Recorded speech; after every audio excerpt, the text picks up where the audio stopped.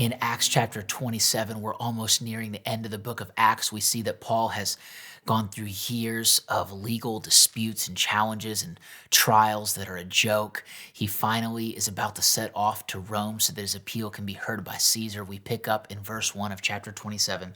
When it was decided that we would sail for Italy, and this is written by Luke. You have to remember that Luke would be with Paul during his journey. Many people believe Luke, who was a doctor, would be with Paul to help him and to aid him. We see that from context clues in the scriptures that Luke was there to minister to Paul because he had some type of ailment that he dealt with. Many theologians believe that he caught some type of malaria when he was ministering in Asia, and that might have been what took some of his sight, because there's many clues that lead us to believe that he couldn't see very well. And there was a type of, I think it was a malaria or some type of fever that would take away someone's sight or would bring about blindness. We don't know all the details. God will reveal it to us one day, but Luke was with Paul, assisting him. And it says that when it was decided that we would sail for Italy, Paul and some other prisoners were handed over to a centurion named Julius, who belonged to the imperial regiment.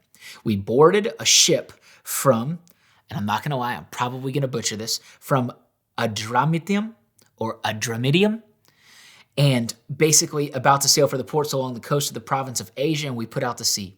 Aristarchus, a Macedonian or a Greek from Thessalonica, was with us.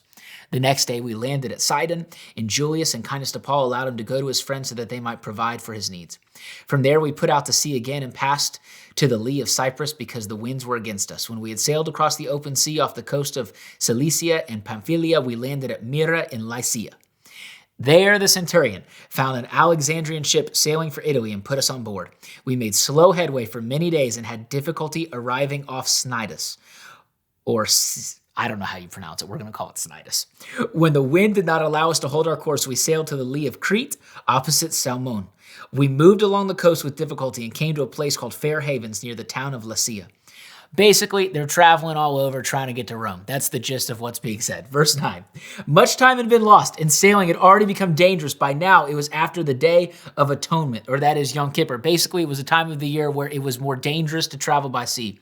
So Paul warned them, "Men, I can see that our voyage is going to be disastrous and bring great loss to ship and cargo and to our own lives also."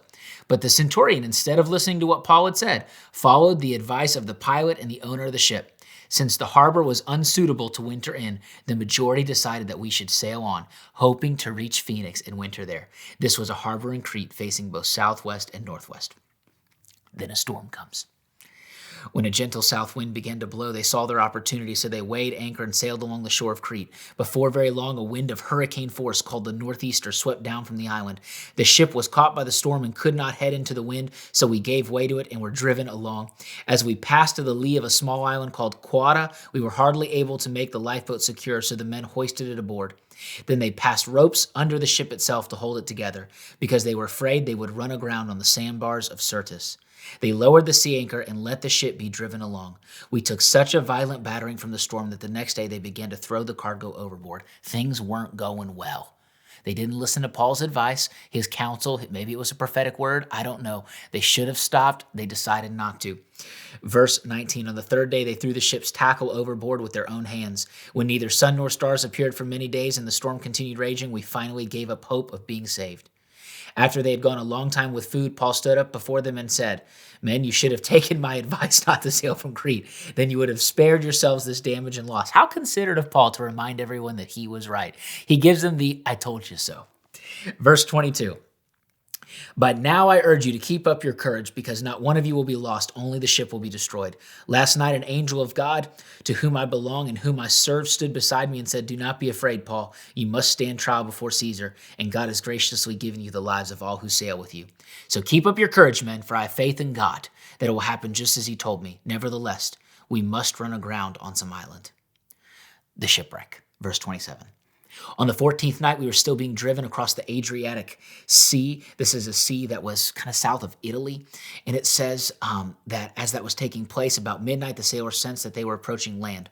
They took soundings and found that the water was 120 feet deep. A short time later, they took soundings again and found that it was 90 feet deep. They were getting close to land. They were fearful that they would hit the rocks, so they dropped 4 anchors from the stern and prayed for daylight.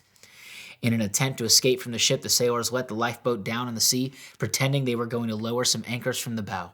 Then Paul said to the centurion and the soldiers, "Unless these men stay with the ship, You cannot be saved." So the soldiers cut the ropes that held the lifeboat and let it drift away. Just before dawn, Paul urged them all to eat. "For the last 14 days," he said, "you have been in constant suspense and have gone without food. You haven't eaten anything. Now I urge you to take some food. You need it to survive. Not one of you will lose a single hair from your head." After he said this, he took some bread and gave thanks to God in front of all of them. Then he broke it and began to eat. They were all encouraged and ate some food themselves. Altogether, there was 276 people on board.